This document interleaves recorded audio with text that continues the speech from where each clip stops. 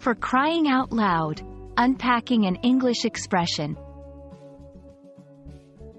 Hello, everyone. Welcome back to our channel, where we dive into the fascinating world of the English language.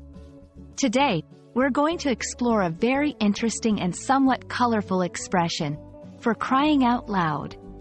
It's a phrase you might have heard in movies, read in books, or even come across in everyday conversations. But what does it actually mean, and how can you use it correctly?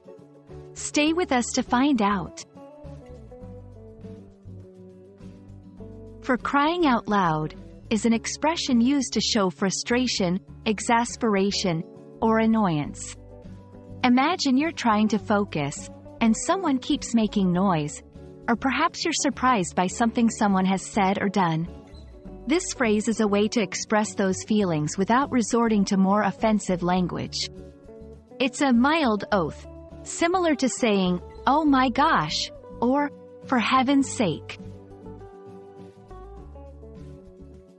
The phrase, "for crying out loud," is believed to have originated in the United States in the early 20th century.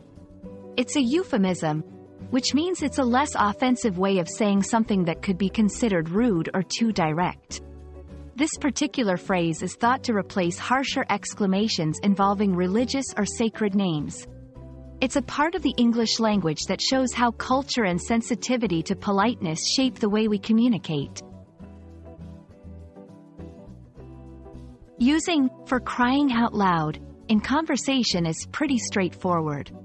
It's best used in informal settings among friends or in situations where expressing a bit of frustration won't be taken too negatively.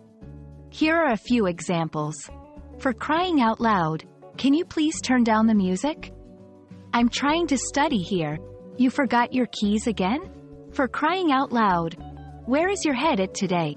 Remember, while it's a mild expression, the tone of voice and context can greatly affect how it's received. It's not typically used in formal settings or with people in positions of authority. It's important to note that "for crying out loud" is primarily used in English-speaking countries and may not be understood or appreciated in all cultures. Like many idiomatic expressions, its usage and acceptance can vary widely.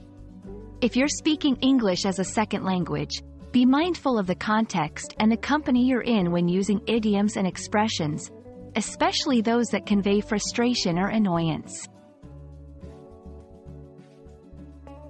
We hope this exploration of "for crying out loud" has been enlightening and fun. English is a rich and vibrant language, full of expressions that can add color and emotion to our conversations. Whether you're a native speaker or learning English as a second language, understanding these phrases can help you communicate more effectively and expressively. Thanks for watching, and for crying out loud. Don't forget to like and subscribe for more insightful videos on the English language.